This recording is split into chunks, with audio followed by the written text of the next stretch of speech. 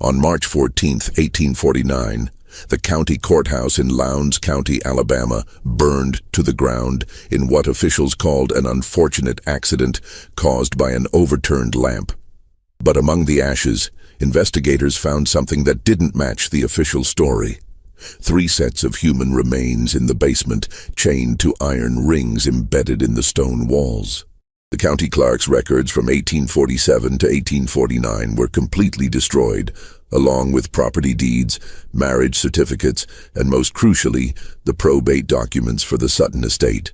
For over a century, descendants of Lowndes County families have whispered about what really happened at Bell River Plantation during those 2 years, about the twin daughters of Colonel Nathaniel Sutton, and about the slave named Marcus, who somehow managed to document everything before he vanished.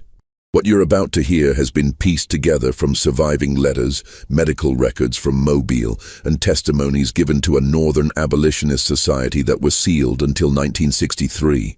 Before we continue with the story of the Sutton sisters and the secrets that consumed an entire community, make sure you're subscribed to Liturgy of Fear and hit that notification bell. We uncover the darkest corners of American history that textbooks won't touch. And leave a comment telling us what state or city you're listening from. We love knowing where our audience discovers these forgotten horrors. The truth about Bell River Plantation begins not with the fire, but with a funeral 2 years earlier, and with 2 women who had been taught that survival meant absolute control. Lowndes County in 1847 stretched across some of the richest cotton-growing soil in Alabama. Black earth that made men wealthy and carved the landscape into kingdoms of white columned houses surrounded by fields that reached the horizon. The county seat of Hayneville sat at the center of it all, a collection of brick buildings and dirt streets where planters conducted business, and their wives pretended not to know where the family wealth truly came from. Bell River Plantation lay 8 miles south of town, accessible only by a private road that wound through stands of water oak and across 2 tributaries of the Alabama River. Colonel Nathaniel Sutton had built the main house in 1828, a 3-story structure with 12 rooms and a separate kitchen building connected by a covered walkway. The slave quarters, 24 cabins arranged in 2 precise rows, sat a quarter-mile behind the main house, close enough to be summoned quickly, far enough that the colonel didn't have to hear the sounds of the lives he owned. The colonel had made his fortune in cotton, but his reputation came from something else entirely. He'd served in the Creek War under Andrew Jackson, and brought back from that conflict a belief that humans could be improved through careful breeding, the same way one improved livestock. His library contained medical texts from Philadelphia, agricultural journals from Virginia, and personal correspondence with men at universities who shared his convictions about racial hierarchies and biological destiny. He kept meticulous records, measurements, observations, genealogies traced back 3 generations. His neighbors called him eccentric but brilliant. His slaves called him something else entirely, though never where white ears could hear. The colonel never married. Instead, he'd purchased a slave woman named Ruth in 1824 from a Charleston trader, a woman described in the bill of sale as of uncommonly fair complexion and genteel bearing. Ruth gave birth to twin daughters in 1825, Sarah and Catherine. The colonel raised them in the main house, educated them with tutors from Mobile, dressed them in fine clothes ordered from New Orleans. But he never freed them. He never acknowledged them as his daughters in any legal document. On paper, they remained his property, an arrangement that gave him absolute authority over every aspect of their existence. Sarah and Catherine grew up in a peculiar isolation. They learned to read and write, to paint watercolors and play the pianoforte. They studied literature and mathematics, geography and French, but they rarely left the plantation grounds. The colonel controlled who visited and when, screening every potential social contact through his own rigid criteria. He told them they were special, that they had been given advantages that elevated them above their station, but that the world beyond Bell River would never understand or accept them. He taught them that safety came from seclusion, that trust was a weakness and that power, however limited, was the only currency that mattered. The twins learned these lessons too well. They developed their own language of glances and gestures, finishing each other's sentences, sometimes falling silent for days and communicating only through notes passed across the dinner table. They wore identical dresses in coordinating colors, Sarah in deep green, Catherine in midnight blue. They read the same books at the same pace, one starting at the front, one at the back, meeting in the middle. They shared everything: hairbrushes, jewelry, secrets, and eventually something darker.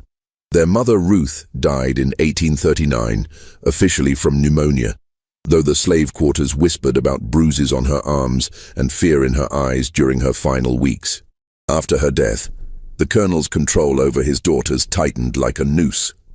He installed locks on their bedroom doors that could only be opened from the outside. He required them to submit weekly written reports on their activities, their thoughts, their dreams. He began testing them, leaving valuables in obvious places to see if they would steal, introducing them to male visitors to observe their reactions, creating situations designed to reveal any hidden rebellions. The plantation itself prospered through these years. By 1847, the colonel owned 63 enslaved people whose labor produced 142 bales of cotton annually. He sold his crop through factors in Mobile and invested the profits in more land, more slaves, more books for his ever-growing library. The slave population at Belle River had an unusual demographic profile and disproportionate number of light-skinned individuals, more children than the birth rate should have produced, and a disturbing pattern of families separated and sold away just as children reached adolescence. The overseer, a man named Jonas Pritchett, had worked at Belle River for 15 years. He lived in a cottage near the slave quarters and carried out the colonel's orders with mechanical precision. Pritchett kept his own records: punishment logs, work assignments, dietary restrictions for slaves the colonel had designated for his breeding program.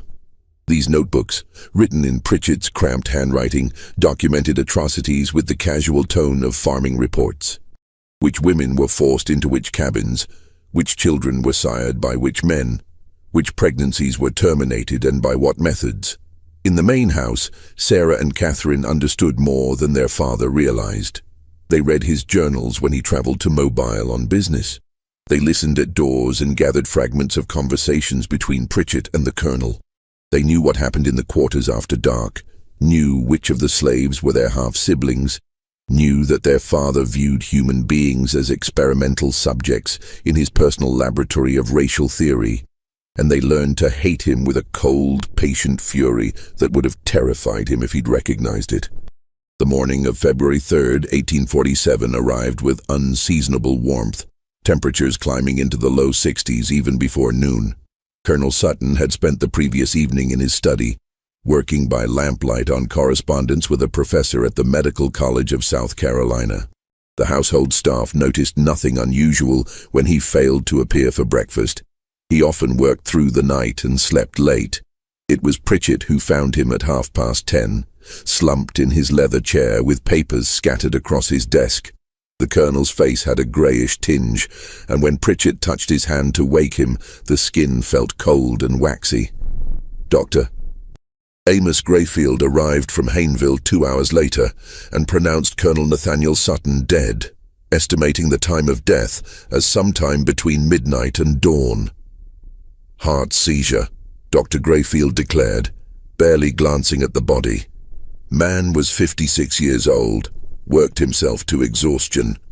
I'd warned him about his choleric temperament and excessive mental strain. The heart gives out, simple as that.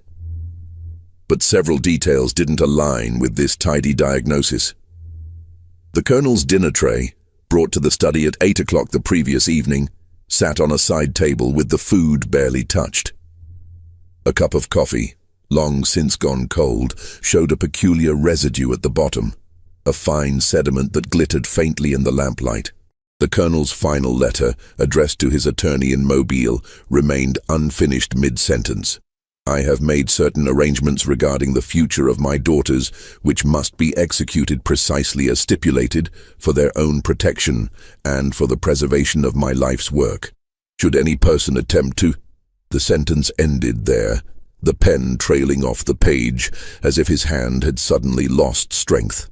Sarah and Catherine stood together in the hallway outside their father's study, wearing matching black mourning dresses that they'd somehow procured despite having no prior knowledge of his death.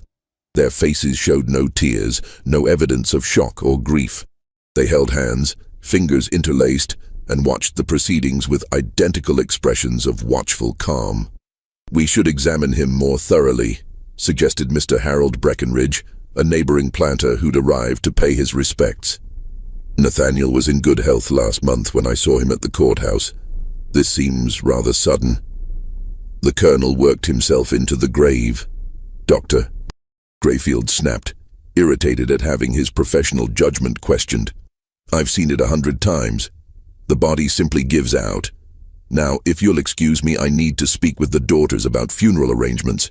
But Dr. Grayfield never got that conversation. Sarah addressed him first, her voice perfectly modulated and cold as January rain. "Dr. Grayfield, we appreciate your prompt attendance. The funeral will be held 3 days hence with burial in the family plot.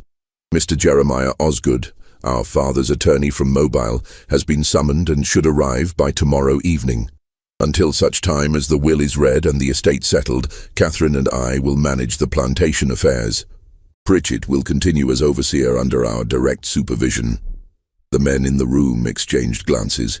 Women didn't manage plantations, certainly not unmarried women barely 22 years old. And there was something else, something they couldn't quite articulate, a sense that Sarah and Catherine had been waiting for this moment, that they'd rehearsed these words and knew exactly how events would unfold. "Now, Miss Sarah," Mr. Breckenridge began in the patronizing tone men reserved for women discussing matters beyond their comprehension. "You can't seriously expect to—" "Our father educated us specifically for this eventuality," Catherine interrupted, her voice a mirror of her sister's. "We understand crop rotation, market factors, the management of field labor. We've studied his methods for years. This plantation will continue to operate at its current level of productivity." What the men didn't know, couldn't know, was that Sarah and Catherine had prepared for this day for months. They'd studied their father's account books, memorized the names and capabilities of every enslaved person on the property, learned which merchants in Hayneville could be manipulated and which needed to be avoided. They'd planned for every contingency except one, the specific contents of their father's will. The funeral took place on February 6th under gray skies that threatened rain but never delivered. 43 neighbors and business associates attended, gathering in the parlor where the colonel's body lay in a walnut casket lined with white satin. The Reverend Samuel Yates from Hayneville's Presbyterian Church delivered a eulogy that praised the colonel's contributions to Alabama's agricultural prosperity and his devotion to advancing scientific knowledge. Not one enslaved person from Bell River attended the service, though they gathered in the quarters that evening for their own ceremony, a mixture of Christian hymns and older traditions, singing songs that celebrated liberation and the settling of accounts. They kept their voices low, but the sound carried across the fields to where Sarah and Catherine sat on the main house veranda, listening. "They think they're free now," Sarah said softly. "They'll learn differently," Catherine replied. Jeremiah Osgood arrived from Mobile the evening after the funeral, a portly man of 50 with silver hair and the careful manner of someone accustomed to delivering bad news to people who could afford to make his life difficult. He carried a leather satchel containing Colonel Sutton's will and several sealed documents marked for the twins' eyes only. The reading took place in the colonel's study, now thoroughly cleaned of any evidence of his final hours. Sarah and Catherine sat together on a settee, their black mourning dresses rustling slightly as they adjusted their positions. Pritchett stood by the door, uninvited but tolerated, his weathered face expressionless. Osgood opened his satchel and withdrew a thick document bound with black ribbon. Colonel Sutton revised his will on December 12, 1846, less than 2 months before his death. The provisions are unconventional. The document's opening paragraphs were standard: charitable bequests to the Presbyterian Church, personal items distributed to various acquaintances. Then Osgood reached the section concerning the plantation and its inhabitants. To my daughters Sarah and Catherine Sutton, I leave the entirety of Bell River Plantation, including all lands, structures, livestock, equipment, and human property, to be held jointly and equally between them.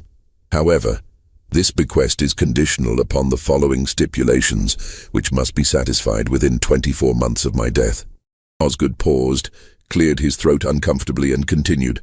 First, both daughters must enter into lawful Christian marriage with men of suitable character and standing, approved by the executor of this estate. Second, both marriages must produce legitimate offspring within the stipulated time frame. Third, the daughters must maintain the plantation at current levels of productivity and demonstrate sound management of its resources. Sarah's hand tightened on Catherine's, their knuckles going white. Should these conditions not be met, Osgood read, his voice dropping lower, Bell River Plantation and all its assets shall be sold at public auction, with proceeds distributed equally among the following charitable institutions. The list included agricultural colleges, medical societies, and organizations dedicated to the advancement of scientific understanding of human populations. The Colonel's final attempt to ensure his ideology outlived him. There's more, Osgood said, withdrawing a second document. A private letter to you both. He handed the sealed envelope to Sarah, who broke the wax seal with her thumbnail. Inside, their father's handwriting covered 3 pages of heavy cotton paper. Catherine leaned close, and they read together in silence. The letter explained the Colonel's reasoning with chilling clarity. He'd observed their unnatural attachment to each other, their rejection of normal feminine interests in courtship and marriage. He'd concluded that they would never voluntarily separate, never form appropriate alliances with men who could continue his work and properly manage his estate. So he'd created a situation where they had no choice: marry and procreate, or lose everything. But the letter's final paragraph contained something more disturbing. I have made arrangements to ensure you choose wisely. My network of correspondence extends throughout the state and beyond. They will be watching, reporting back on your conduct and your choices. Remember always that you are what I made you, and you cannot escape the fundamental truth of your nature, no matter how you might pretend otherwise. The blood that flows through your veins is both your privilege and your prison. Sarah folded the letter carefully and placed it back in the envelope. When she looked up at Osgood, her expression betrayed nothing. We understand the terms. Who serves as executor? I do, along with Mr. Breckenridge as co-executor. We're charged with approving any marriage proposals and ensuring the conditions are met. 24 months, Catherine said. That gives us until February 1849. Correct. I must say, ladies, your father's provisions are highly irregular. Most attorneys would have counseled against. Our father's mind was entirely his own, Sarah interrupted. We'll comply with his wishes. Now, if you'll excuse us, we have plantation business to attend to. After Osgood left, promising to return in 6 months to assess their progress, the twins remained in the study.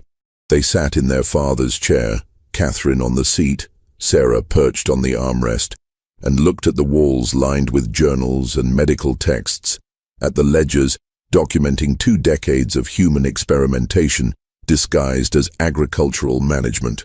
We can't find suitable husbands in 24 months, Catherine said finally. He knew that. He designed this to fail. Not if we control every variable, Sarah replied. Father taught us that much. He believed humans could be bred like livestock, that every aspect of reproduction could be managed and directed. We'll prove him right, just not the way he intended. What are you suggesting? Sarah stood and moved to their father's desk, pulling open the bottom drawer where he'd kept his most private records. She withdrew a leather-bound journal and flipped it open to a page marked with a silk ribbon. Father's breeding logs. He documented everything, which combinations produced which results, which bloodlines he considered superior, which individuals he designated for his program. Catherine joined her, reading over her shoulder. The entries were clinical, dehumanizing, describing people as if they were cattle. Purchased male, approximately 25 years, from Williamson Estate. Good teeth, strong back, quick to learn tasks. Letters visible on back indicate prior ownership in Virginia, paired with female number 4. Results: 1 male child, sold 1837. 1 female child, retained for future breeding. He was a monster, Catherine whispered. He was, Sarah agreed. But he was also thorough, and somewhere in these records is the solution to our problem. Over the following weeks, Sarah and Catherine absorbed themselves in their father's documentation. They discovered the full scope of his obsessions: journals spanning 20 years, detailed genealogies, physical measurements, observations on temperament and capability. He'd treated Bell River as a laboratory, its enslaved population as experimental subjects, all in service of his theories about racial hierarchies and human improvement. But within that documentation they found something unexpected: evidence of intelligence, resilience, and resistance among the very people their father had tried to reduce to data points. Slaves who'd taught themselves to read despite prohibitions. Women who'd used herbs and folk knowledge to control their own fertility, quietly subverting the Colonel's breeding program. Men who'd sabotaged equipment and slowed productivity in ways that appeared accidental. Their father had noted these deficiencies without recognizing them as acts of rebellion. One name appeared repeatedly in the later journals, always with annotations of frustration: Ruth, their mother. The Colonel had purchased her expecting a compliant bearer of children for his experiments. Instead, he'd found a woman who resisted him in subtle, persistent ways, teaching her daughters to read when he was away, whispering to them about the life she'd known before slavery, planting seeds of doubt about his absolute authority. "She tried to protect us," Catherine said, tracing her finger over their mother's name in the ledger. "Even when she couldn't save herself." "Then we owe her more than survival," Sarah replied. "We owe her victory. But victory required resources, time, and one more element they didn't yet possess: a man they could control completely, whose presence would satisfy the letter of their father's will while violating its spirit entirely." The solution arrived in late April, though they didn't recognize it immediately. The spring auction in Hayneville drew sellers and buyers from across central Alabama, transforming the courthouse square into a marketplace of human misery. Enslaved people stood on a raised platform, while white men examined them like livestock, checking teeth and muscle tone, asking invasive questions about work history and health. The air smelled of dust and sweat and fear. Sarah and Catherine attended with Pritchett, ostensibly to purchase additional field hands for the expanded acreage they planned to cultivate. They wore black veils, still in mourning, which gave them anonymity in the crowd and allowed them to observe without being observed too closely. The morning sales proceeded predictably. Field workers going to plantation owners, domestic slaves to town families, children torn from parents and sold to different buyers. Then, shortly before noon, something unusual appeared on the auction block. "Next lot," the auctioneer called.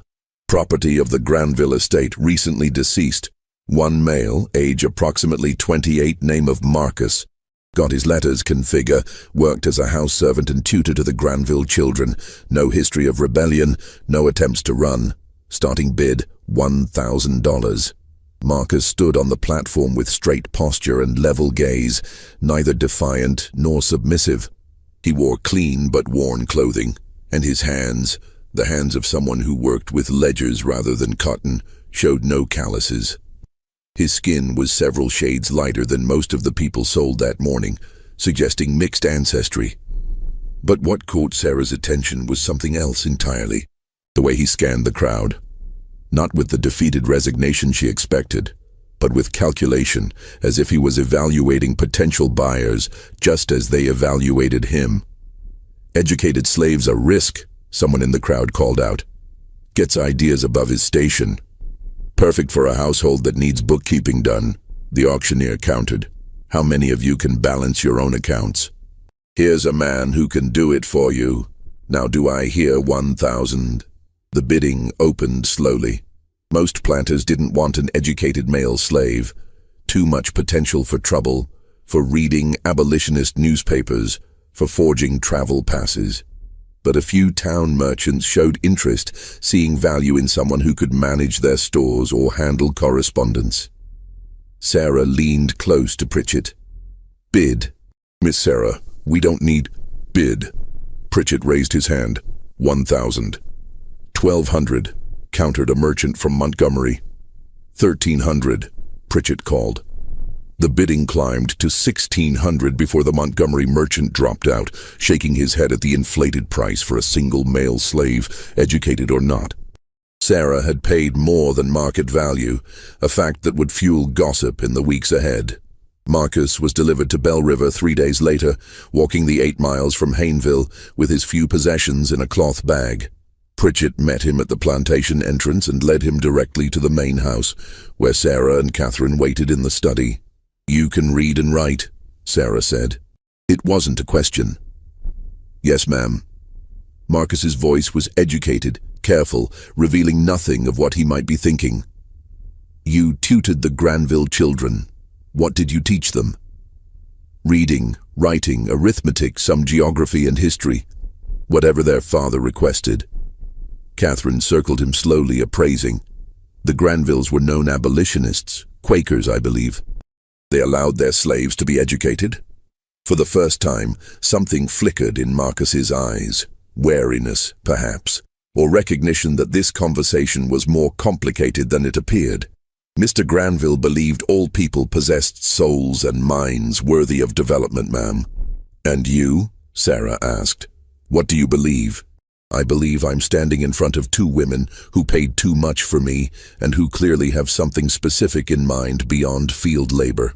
The twins exchanged glances. Their father had taught them to view enslaved people as objects, incapable of analysis or autonomous thought. Marcus had just demonstrated both within 30 seconds. "We have an unusual situation," Sarah said carefully. "Our father died recently, leaving conditions on our inheritance that require creative solutions. We need someone educated, discreet, and capable of understanding complex arrangements." "What kind of arrangements?" "The kind that must remain private within this household," Catherine replied. "You'll live in the main house, not the quarters. You'll have access to our father's library. You'll be treated well, fed properly, given freedoms that would be extraordinary elsewhere. But in exchange, you'll do exactly what we say, when we say it, without question or hesitation." Marcus was silent for a long moment. When he spoke, his voice was very quiet. "And if I refuse these unnamed terms, then you'll be sold south," Sarah said flatly. "To cotton plantations in Mississippi where educated slaves are worked to death in the fields to break them of any intellectual pretensions. I can have you on a boat within a week." It wasn't an empty threat, and Marcus clearly knew it. "What do you want from me?" "That depends," Catherine said. "Can you keep secrets, even ones that could be used as weapons?" "I've kept secrets my entire life, ma'am. Had to survive." Sarah walked to the window, looking out across the plantation grounds. "Our father's will requires us to marry within 24 months or lose everything. But we have no intention of submitting to marriages arranged by men who view us as property to be managed. So we're going to subvert the terms while technically fulfilling them." "I don't understand." "You will," Catherine said. "But first we need to know if you can be trusted, completely and absolutely." Over the following days, Sarah and Catherine tested Marcus in ways both subtle and overt. They gave him access to their father's library and watched what he read. They asked his opinions on political matters and listened for hints of abolitionist sympathies. They observed how he interacted with the other enslaved people at Bell River, whether he attempted to organize or agitate. Marcus proved remarkably adaptable. He kept to himself, spoke carefully, and demonstrated an intelligence that had clearly been honed through years of navigating dangerous social terrain. He understood that educated slaves existed in a precarious position, valuable enough to be kept, dangerous enough to be feared. What the twins didn't know, couldn't know yet, was that Marcus had his own secrets and his own agenda. The Granvilles had indeed been Quakers with abolitionist leanings. More than that, they'd been part of an informal network that collected testimony from enslaved people about the realities of plantation life. Marcus had spent 5 years documenting atrocities, recording names and dates and details in a coded shorthand he'd developed. When the Granvilles died, both within a week of each other from fever, their relatives had sold off the estate, including Marcus, before anyone could discover the trunk hidden in the root cellar containing years of carefully preserved evidence. Marcus had managed to retrieve his most important notebooks before the sale, hiding them in a hollowed-out Bible that no white person bothered to inspect. He'd been bought and brought to Bell River expecting another period of careful observation and documentation. Instead, he found himself at the center of something far stranger and potentially more dangerous. By mid-May, the arrangement had clarified. Marcus would serve as the twins' private secretary, managing household accounts and correspondence.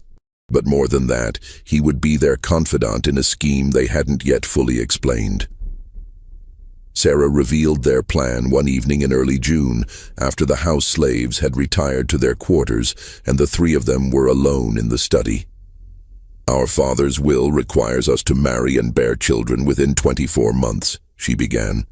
"The executors must approve our choice of husbands, men of suitable character and standing. But the will says nothing about the husbands being suitable for us, only that they meet external criteria." "I'm not following," Marcus said. Catherine smiled, and there was something almost feral in it. "We're going to marry men we can control completely. Elderly men, or sickly ones, or men desperate enough for the connection to a wealthy plantation that they'll agree to any terms. Men who will give us legal legitimacy without interference in how we run Bell River." "And the children?" Marcus asked, though he was beginning to understand. "Biology is biology," Sarah said bluntly. "Our father spent 20 years proving that. Lineage can be strategically managed. The executors need to see marriages and pregnancies. They don't need to see what happens behind closed doors." The full implications hit Marcus like cold water. They wanted him to father their children, to create the appearance of legitimate heirs while the twins maintained control through marriages that existed only on paper. "You're asking me to commit an act that could get all of us killed," he said slowly. "If anyone discovered—" "No one will discover," Catherine interrupted. "We control this household completely. The marriages will be arranged carefully. We'll manage every detail, every possible witness, every piece of evidence. You'll be protected." "Protected?" Marcus laughed bitterly. "I'm a slave. There's no protection for me if this fails. You'll be ruined socially, perhaps sent away somewhere. I'll be hanged or burned alive, which is why you'll be motivated to ensure it doesn't fail," Sarah said. "And in exchange, you'll receive something worth the risk." "What could possibly be worth—" "Freedom," Catherine said quietly. "Documented legal freedom. And enough money to go north and start a new life. We'll wait until after the children are born and the estate is secure. Then we'll manumit you, provide funds, and send you away with a cover story that holds up to scrutiny." Marcus looked between them, searching for deception or false promises. "And if I refuse?" "You won't," Sarah said with certainty, "because you want freedom more than you fear death, and you're smart enough to recognize this as your only real chance." She was right, and he knew it. But there was something else at play, something the twins hadn't considered. Marcus saw in their scheme not just a path to personal freedom, but an opportunity to document and expose the entire system. If he could gather evidence about the Sutton family's secrets, about the Colonel's experiments, about the network of planters and overseers who'd collaborated in decades of atrocities, he could send that information north and strike a blow against the institution that had stolen his life. "I'll do it," he said finally, "on one condition." "You're not in a position to make conditions," Catherine said. "I am, if you want my cooperation rather than my resentful compliance. I want to know everything. Your father's journals, his correspondence, his breeding logs, all of it. If I'm risking my life for this scheme, I deserve to understand the full context." The twins considered this. Giving Marcus unrestricted access to their father's papers was dangerous, but refusing might create exactly the resentful compliance he'd mentioned. "Agreed," Sarah said. "But you'll study them here, in this room under our supervision. Nothing leaves this house." Acceptable. What none of them said aloud was that they'd each just made a bargain with someone they didn't fully trust, gambling their futures on a deception so audacious it could only succeed if every element aligned perfectly. And in Lowndes County, Alabama in 1847, perfection was in very short supply. Aumento de tensión. The summer months brought oppressive heat to Belle River, the kind that made the air thick as syrup and turned every physical task into an ordeal. But inside the main house, behind closed shutters and drawn curtains, a different kind of pressure built. Sarah and Catherine began their search for suitable husbands with the cold calculation their father had taught them. They needed men who met the executor's criteria for character and standing, while being vulnerable enough to manipulate. They compiled a list from Osgood's suggestions and their own observations of Lowndes County society. The first candidate was Mr. Edmund Varley, a 68-year-old widower whose cotton operation had struggled since his sons moved west to seek opportunities in Texas. Varley had been a friend of the Colonel's and expressed immediate interest when approached about a potential match with one of the twins. "A beautiful opportunity," he declared during his first visit to Belle River in July, his watery eyes roaming over Catherine with an expression that made her skin crawl. "Union of two fine properties, continuation of your father's legacy. I'd be honored to guide you through the complexities of plantation management." Catherine smiled and said nothing. After Varley left, she scrubbed her hands raw in the wash basin as if she could remove the memory of his palm on her arm during the tour of the grounds. "He'll do," Sarah said clinically. "He's desperate to restore his reputation after last year's failed crop. He'll agree to any prenuptial terms to secure the connection." "I can't," Catherine whispered. "Sarah, I can't let him touch me." "He won't. That's the point. The marriage is legal fiction. Marcus fathers the child, Varley gets credit, and we maintain control." But arranging two such marriages proved more complex than anticipated. The executors, particularly Breckinridge, had strong opinions about suitable matches. When Sarah suggested she might marry a merchant from Mobile, a man of 42 with moderate success in the cotton trade, Breckinridge rejected him immediately. "Unsuitable background," he declared. "Your father intended you to marry into established planter families, not commercial classes. The man's grandfather was an indentured servant, for God's sake." The twins pushed back, arguing that the will's language didn't specify planter families, only men of suitable character and standing. But Breckinridge held firm, threatening to petition the courts to clarify the will's intent if they continued pushing inappropriate candidates. "He's trying to force us into marriages that benefit him," Sarah fumed after one particularly contentious meeting. "He has sons, you realize. He's probably angling to marry one of us off to his own family." While the marriage negotiations dragged on, Marcus immersed himself in Colonel Sutton's papers. What he found there exceeded his worst expectations. The Colonel's breeding program had operated for 2 decades with systematic brutality. He'd forced specific pairings, sold away children who didn't meet his criteria, and separated families with no consideration for human bonds. He documented everything in clinical language that dehumanized people into data points. Female number 7 shows resistance to breeding assignments. Recommend increased discipline and isolation to induce compliance. But the journals also contained something else, evidence of a network. The colonel hadn't worked in isolation. He corresponded with other planters, with medical professionals, with academics at southern universities. They exchanged research findings, compared methodologies, and discussed ways to advance their theories about racial hierarchies and human improvement. Marcus began making careful copies of the most damning entries, using paper Sarah provided for household accounts and writing late at night when the twins had retired. He developed a system for hiding his copied pages inside a hollowed-out section of his mattress, building a secret archive that would eventually travel north. But he also began to notice something the twins didn't mention: the pattern of illness among Bellriver's enslaved population. In late July, 3 women in the quarters developed symptoms: lesions, fever, progressive weakness. Pritchett reported it casually, suggesting they be isolated and given minimal care until they recovered or died.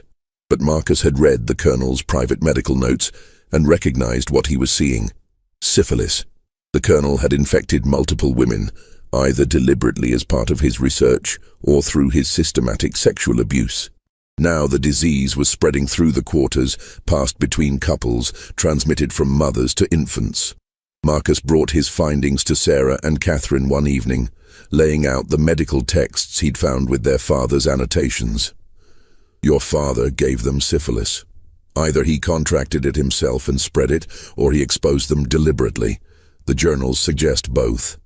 And it's killing them." Catherine's face went pale. "How many?" "At least 7 showing symptoms now, but syphilis can remain dormant for years. There's no way to know how many are infected without proper medical examination, and even then..." He trailed off, the futility evident. Sarah stood abruptly and walked to the window, her back rigid. "Can it be treated?" "Mercury treatments sometimes, but they're almost as dangerous as the disease itself, and expensive, and would require a doctor willing to treat enslaved people properly, which..." Marcus didn't need to finish that sentence either. "Do it anyway," Sarah said without turning around. "Purchase whatever medicines are needed from Mobile. Have Dr. Grayfield come out, and if he refuses to treat them adequately, find someone who will. Miss Sarah, the cost..." "I don't care about the cost. Our father did this. We're not going to let them die from his depravity." It was the first crack in the facade Marcus had seen, the first indication that the twins might be motivated by something beyond self-preservation. He filed it away as valuable intelligence. Dr. Grayfield arrived 2 days later, irritated at being summoned to treat slaves. He examined the sick women with barely concealed disgust, confirmed the diagnosis, and prescribed mercury treatments with the cheerful confidence of someone who didn't particularly care whether the patient survived. "Course of treatment takes months," he said, washing his hands in the basin a house servant provided. "Can't guarantee results. Frankly, might be more economical to just isolate them and let nature take its course. Replace them with healthy stock." "We'll take your prescription," Catherine said coldly, "and we'll need you to examine the entire slave population. Everyone. Identify all potential cases." Grayfield's eyebrows rose. "That's 40+ people. The expense is ours to bear. When can you begin?" The examinations took place over 3 days in August, conducted in a cabin Pritchett cleared for the purpose. Grayfield worked with mechanical efficiency, noting symptoms in a ledger and dispensing diagnoses with the bedside manner of a livestock inspector. The final count was worse than Marcus had feared. 14 confirmed cases, another 8 probables. Nearly a third of Bellriver's enslaved population had been infected by the colonel's systematic abuse. Sarah and Catherine absorbed this information in silence. Then Sarah made a decision that would have shocked their father and confused their neighbors. "We're treating all of them," she announced. "Purchase the mercury, the bandages, whatever's needed. Improved rations for the sick. They need strength to survive the treatment. Reduced work quotas. And Marcus, you'll oversee the treatments. Keep detailed records of who receives what and their progress." "Miss Sarah," Pritchett objected, "this is going to cost thousands of dollars and reduce productivity significantly. Your father would never." "Our father did this to them," Catherine interrupted. "We're correcting his damage. The expense is irrelevant." What the twins didn't articulate, even to each other, was the complex motivation behind their decision. Partly it was pragmatic. Dead slaves couldn't work, and the plantation's value depended on its labor force. Partly it was guilt, recognizing their complicity in their father's system even as his victims. But partly it was something else, something neither wanted to examine too closely. The recognition that their father's greatest crime wasn't the specific atrocities he'd committed, but the fundamental belief that other people existed only as instruments for his purposes. They'd been raised to think the same way. Now, confronted with the human cost of that worldview, they were being forced to choose what kind of people they would become. Marcus watched these developments with growing confusion. He'd expected to find monsters at Bell River, people who viewed him as less than human. Instead, he'd found two women who'd been made into something twisted by their father's abuse, who were now struggling to untangle their own humanity from the poison he'd fed them. It didn't make them allies. It didn't mean he trusted them. But it complicated his simple narrative of oppressor, and oppressed in ways that made his documentation more difficult. While Marcus grappled with moral complexity, the marriage negotiations reached a crisis point. In September, Breckenridge arrived at Bell River with a proposal. His nephew, Thomas Breckenridge, age 34, recently returned from New Orleans, where his cotton brokerage had failed due to what was delicately termed unfortunate investments. Thomas needed a fresh start and a wealthy connection. Sarah needed a husband the executors would approve. "Perfect match," Breckenridge declared, having already decided the matter. "Thomas has impeccable breeding, understands plantation management, and will provide the steady male guidance you require." Sarah met Thomas twice before reaching her conclusion. He was weak, vain, and deeply in debt, which made him perfect for her purposes. "I'll agree to the match," she told Breckenridge, "under specific conditions. A prenuptial contract giving me sole management of Bell River. Thomas receives an annual income but no decision-making authority over plantation operations, and the marriage doesn't take place until my sister's match is also arranged." Those terms are highly irregular. Those terms are non-negotiable. Thomas is desperate enough to agree. "We both know it." Breckenridge sputtered but couldn't argue with the assessment. Thomas did agree, signing a prenuptial contract that essentially made him a paid figurehead in exchange for respectability and freedom from his creditors. Catherine's match proved more difficult. Edmund Varley had grown impatient and shifted his attention to a widow in Montgomery. The executors rejected 3 other candidates for various reasons. Time was running short. They had until February 1849, and it was already October 1847. Then Catherine made a suggestion that changed everything. "What if I don't marry at all?" Sarah looked up from the ledgers they'd been reviewing. "The will requires both of us. The will requires both of us to marry within 24 months. It says nothing about remaining married. I could marry, become pregnant, and then accidents happen, especially to sickly husbands." The room fell silent. Marcus, sitting at the desk where he'd been copying correspondence, felt ice water run down his spine. "You're suggesting murder," he said quietly. "I'm suggesting that we fulfill the letter of Father's will through whatever means necessary," Catherine replied. "He never specified the husbands had to survive." "Catherine," Sarah began, "don't pretend you haven't thought about it. Thomas Breckenridge is going to be a problem. He's weak but not stupid. Once you're married, he'll try to assert authority, pregnancy or not. Men like that always do. They can't help themselves." Sarah didn't argue, which was answer enough. Marcus understood in that moment that he'd badly miscalculated. He'd thought the twins were victims of their circumstances, trapped women trying to escape their father's control through desperate means. But they were their father's daughters in ways that went deeper than blood. They'd learned to view people as obstacles to be managed or removed. "If you're planning to kill anyone," he said carefully, "I want no part of it. That's not what I agreed to." You agreed to do what we say, Catherine reminded him. And you'll keep doing it because the alternative is being sold south, remember? Then sell me south. I won't be party to murder. The twins exchanged glances. Sarah spoke first, her voice softer. Catherine's talking theoretically. We're not planning to kill anyone, but she's right that we need to consider all possibilities.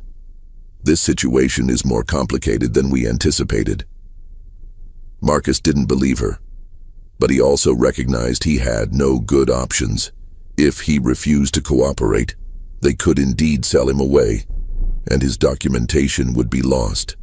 If he reported their plans to authorities, he'd be dismissed, a slave's word against white women's, and likely executed for daring to make accusations. So he did what enslaved people had always done. He nodded, agreed, and began planning how to protect himself when the inevitable violence came. November brought the first frost and a new development. Sarah's wedding to Thomas Breckenridge was scheduled for December 15th. The ceremony would take place at Bell River, with Reverend Yates officiating. Catherine would serve as maid of honor. The executors would attend to witness the fulfillment of the first condition.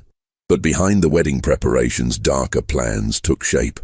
Sarah and Marcus began their physical relationship in early November, clinical encounters that took place in the locked study after Catherine retired. Sarah approached it with the same cold efficiency she applied to plantation management. This was reproduction, not intimacy, a biological function necessary to achieve a goal. Marcus found it profoundly disturbing, not because of the racial taboo they were violating, though that danger hovered over every encounter, but because of the emotional emptiness of it, the way Sarah could separate physical acts from human connection so completely. My father did this to dozens of women, she said one night afterward as they lay apart on the study floor, forced them into exactly this situation. And I swore I'd never be like him. Yet here I am. You're not forcing me, Marcus said, though it wasn't entirely true. The threat of being sold south hung over everything. Aren't I? You're enslaved. By definition, you can't consent. I tell myself this is different because I'm offering you freedom afterward. Because we're partners in this deception. But we're not partners. I own you. There's no consent possible in that dynamic. It was the most honest thing she'd said to him. And it made everything worse because it meant she understood exactly what she was doing and did it anyway. By mid-November, Sarah was pregnant.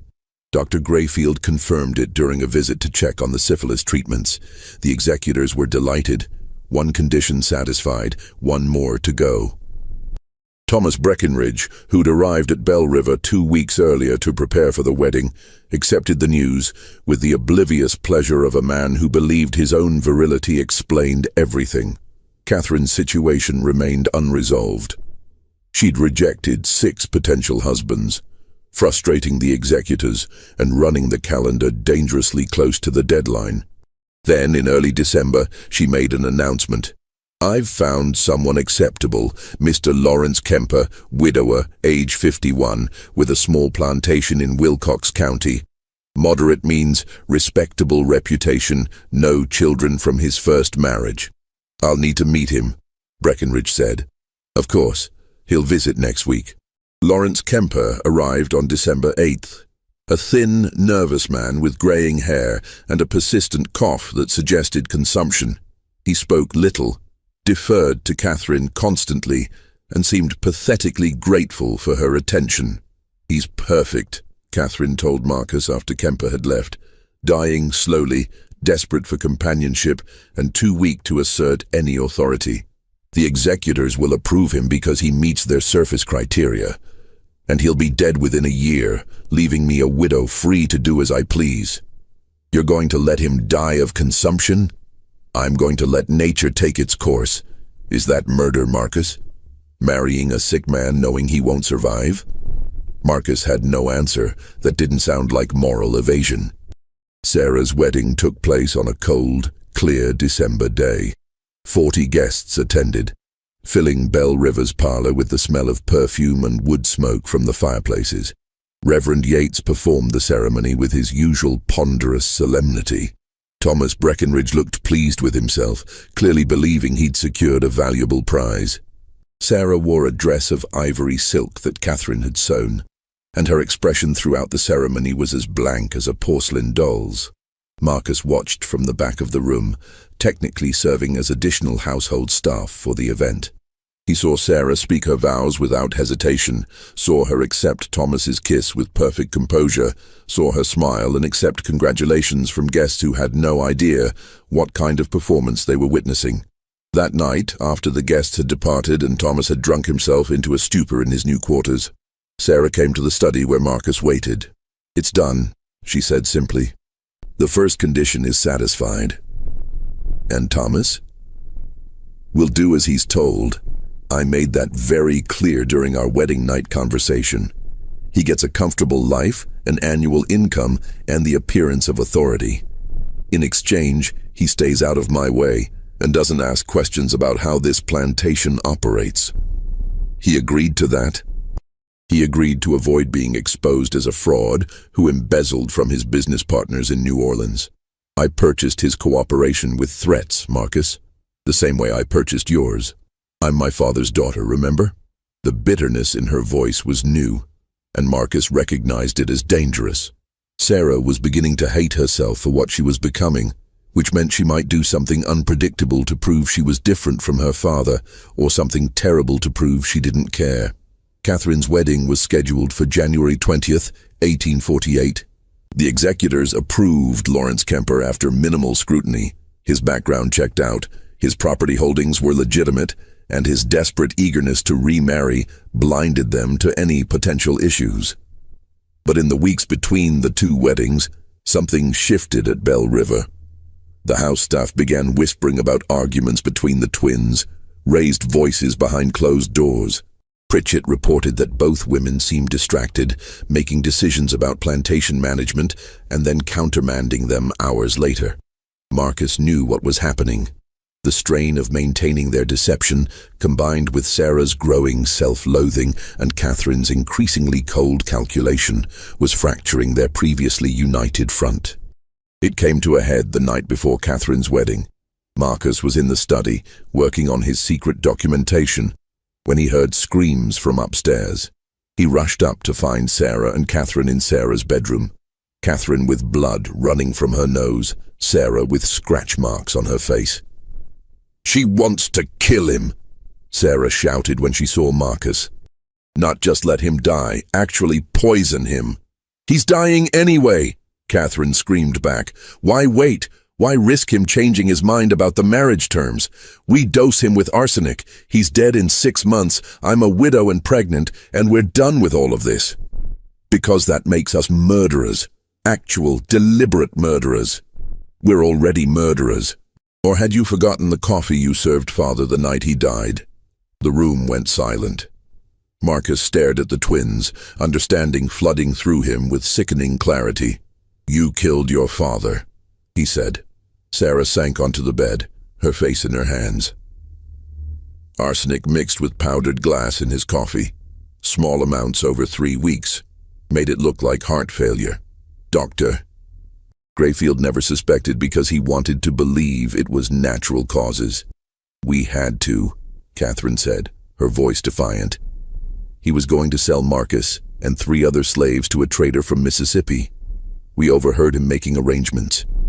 And he was planning to force us into marriages with men he'd selected, men who would have helped him continue his breeding program. We had no choice." "There's always a choice," Marcus said quietly. "Easy for you to say," Catherine snapped. "You're not trapped in a cage built by a man who viewed you as a biological experiment. I'm trapped in a cage too, just a different kind, and I've never killed anyone to escape it." The argument might have continued, but they heard footsteps on the stairs. Thomas, stumbling drunkenly toward his wife's bedroom.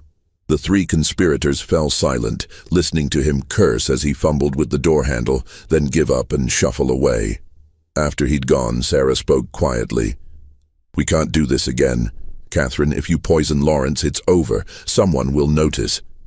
Someone will investigate. And all of this, The plantation, our freedom, Marcus's documentation, all of it will be destroyed. Then what do you suggest? We're running out of time. We wait. We let nature take its course with Lawrence. We endure. And when it's finally over, when we've satisfied Father's conditions and secured the inheritance, then we decide who we want to be. Catherine didn't answer immediately. When she did, her voice was tired. I don't know if I can endure anymore. I don't know if there's anything left of me to save. Marcus, watching them, realized he'd been documenting the wrong story. He'd focused on the Colonel's atrocities, the systematic abuse, the breeding program. But the real horror of Belle River wasn't what had been done to enslaved people, though that was horror enough. It was what had been done to the twins themselves, the way their father had twisted them into weapons and then aimed them at each other. They were victims and perpetrators simultaneously, trapped in roles they hadn't chosen, but were now performing with increasing desperation. And Marcus was trapped with them, his own survival dependent on a scheme that seemed more likely every day to end in catastrophic violence. Catherine's wedding to Lawrence Kemper took place on January 20th, 1848, a smaller affair with only 20 guests. Kemper looked skeletal, his cough worsening in the January cold. He needed Catherine's support to walk to the parlor where Reverend Yates waited. The ceremony lasted 12 minutes. When Yates pronounced them married, Kemper attempted to kiss his bride but was seized by a coughing fit that left blood on his handkerchief. Consumption's got him good, Dr. Grayfield muttered to Breckenridge. Give him 6 months, maybe less. Lawrence Kemper moved into Belle River that evening, taking a bedroom far from Catherine's. He seemed pathetically grateful for every small kindness, thanking servants repeatedly for bringing him water and stoking his fire. Catherine and Marcus began their encounters in early February. Unlike Sarah's bitter honesty, Catherine treated it as another transaction to be completed efficiently. She scheduled specific times and afterward left without conversation. By March, Catherine was pregnant. Lawrence Kemper, confined to his bed by worsening illness, accepted the news with confused pleasure. Thank God, he wheezed. You'll have something to remember me by.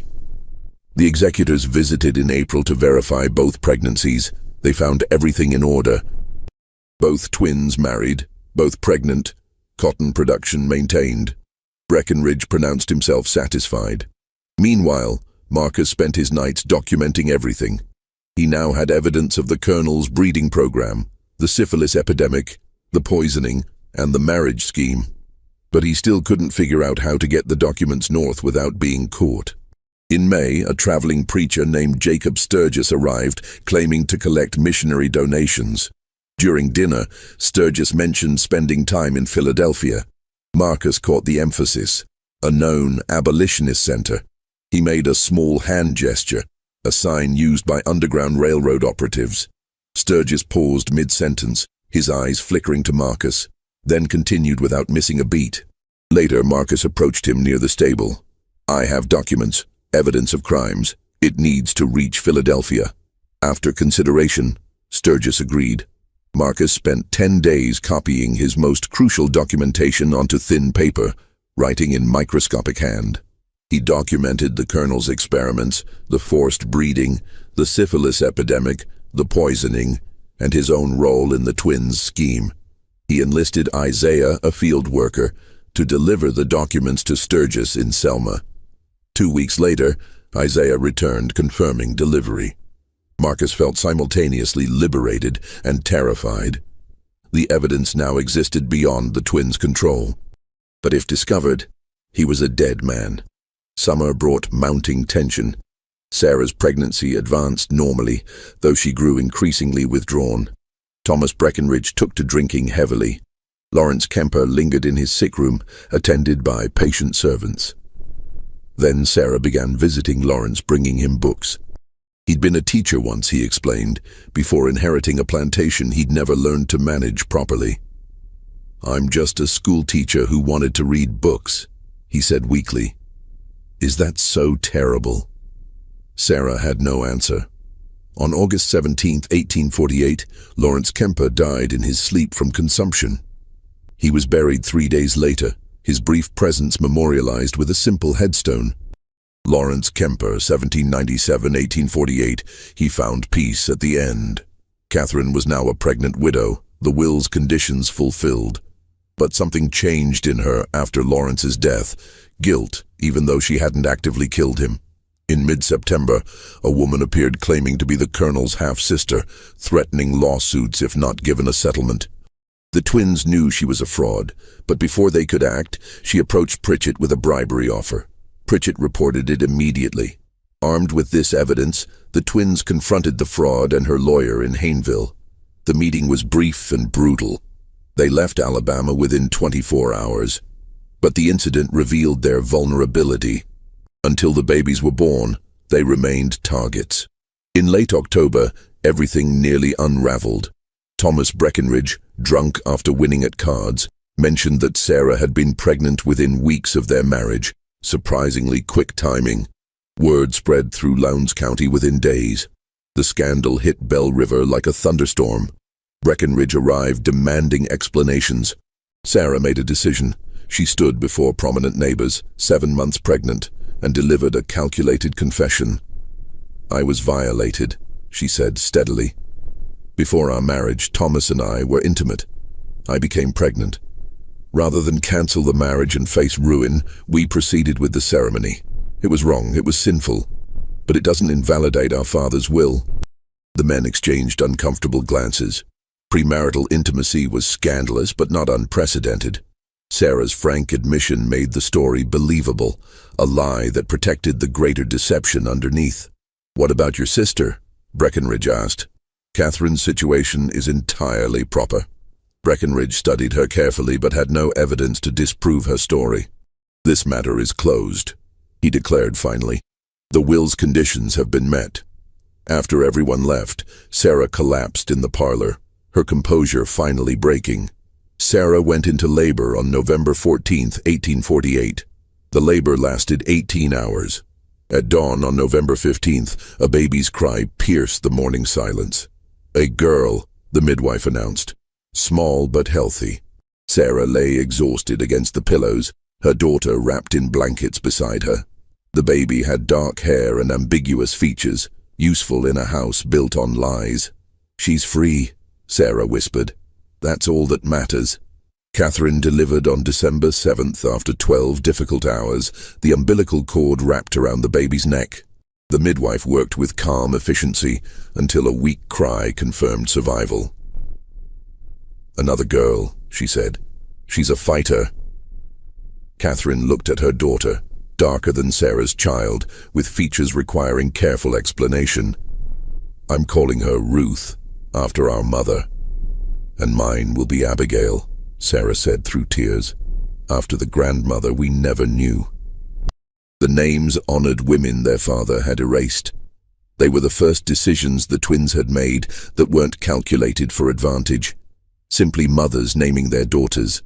The executors visited on December 20th to verify both births and finalize the estate transfer.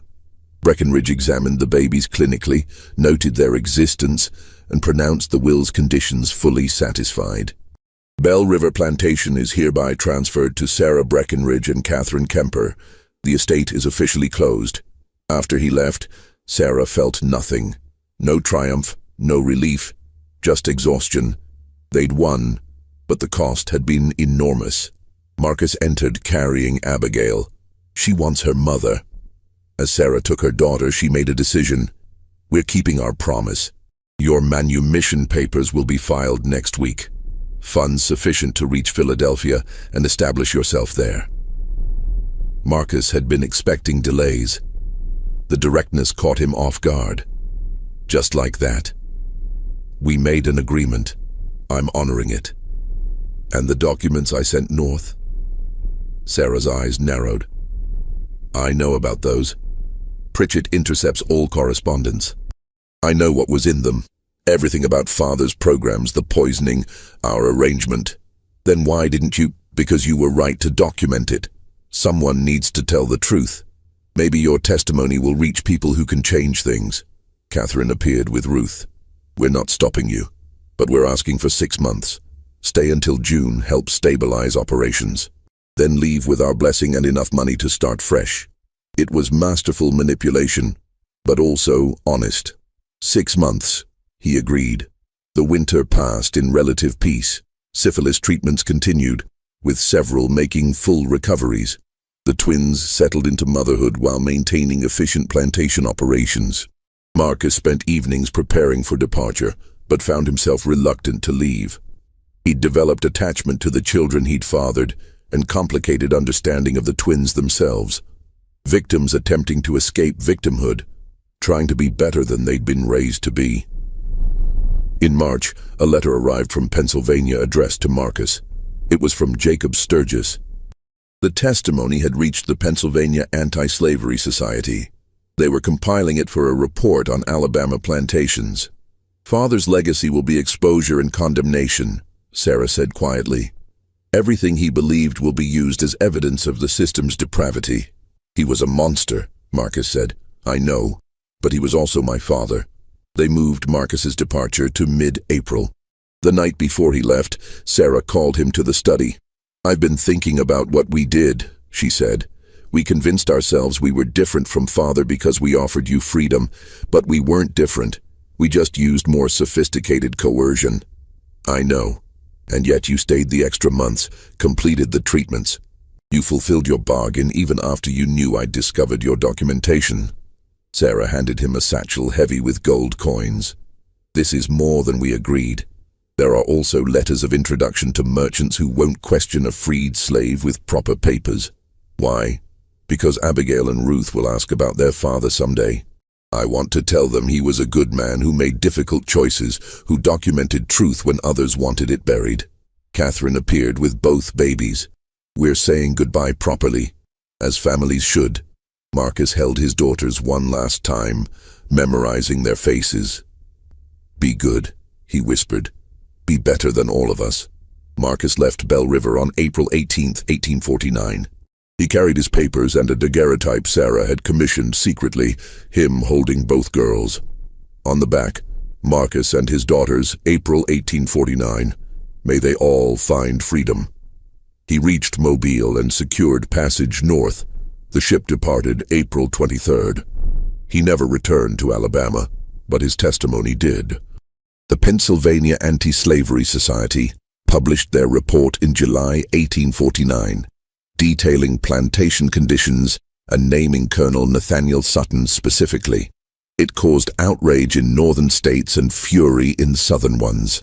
In August, Harold Breckinridge began asking questions about how Belle River information had reached Pennsylvania. On September 3rd, he arrived with a sheriff and warrant to search for evidence of abolitionist activity. "Marcus was manumitted," Sarah replied calmly. "He left with our blessing. Whatever he did after is his business. He stole property, your father's journals." "My father's journals passed to us. We gave Marcus access as part of his duties. What he did with that access is speculation." The search lasted 3 hours. They found nothing. Catherine had burned everything potentially incriminating weeks earlier. Breckinridge was forced to leave empty-handed, though his parting words carried threat. "This isn't over. Eventually, someone will find the truth." After he left, Catherine said, "We need to disappear." It took 6 weeks. They sold Belle River for immediate cash, manumitted several key people with funds to establish themselves, and sold the remaining population to a Quaker merchant who'd promised transport to free states. Thomas received his property and cash settlement for agreeing never to contest the sale. On October 14, 1849, Sarah and Catherine boarded a ship in Mobile bound for New Orleans, traveling as widows with infant daughters. But before leaving Alabama, they made one final stop. On October 15th, a fire started in the Hayneville courthouse basement. The building burned for 6 hours, collapsing before dawn. 3 bodies were found, identified as vagrants seeking shelter, though no one looked carefully at why they'd been chained in the basement. The investigation concluded an overturned lamp caused the accidental fire. Most county records from 1847-1849 were destroyed. Anyone trying to trace Belle River's history would find only fragments and gaps. Sarah and Catherine reached Wisconsin in December 1849. They purchased a small farm outside Madison using false identities, presenting themselves as widowed sisters starting over. Their daughters grew up knowing only that their mothers had come from Alabama, had escaped difficult circumstances, and that their father had been a good man who'd made sacrifices. Marcus established himself in Philadelphia as a bookkeeper. He never married, never had other children, never spoke publicly about Alabama. But he continued providing testimony and helped transport escaped slaves until the Civil War began. He kept the daguerreotype hidden, taking it out occasionally to look at his daughters' faces. In 1863, a Union lieutenant discovered a sealed trunk in Belle River's ruins containing journals and breeding logs that confirmed everything in the report and added new horrors. The documents became part of the case for why slavery needed complete abolition. Colonel Nathaniel Sutton's legacy became exactly what his daughters predicted: exposure, condemnation, evidence of systematic evil. But the full truth about Sarah and Catherine, about Marcus and the children, remained hidden in burned records and carefully constructed lies. The courthouse fire was never solved, the bodies never identified, the documents never recovered. And the truth about the Alabama twin sisters who shared one male slave between them until they both got pregnant remained buried in ash and silence for over a century. Some historians claim the story is fabricated, that no records exist to support the alleged events. Others point to the Pennsylvania Anti-Slavery Society's report and argue that where there's documentation, there's truth. But perhaps it doesn't matter whether every detail is verifiable. What matters is what the story reveals about the system that made such events not only possible, but almost inevitable. A system built on treating human beings as property, on using violence and deception as tools of control.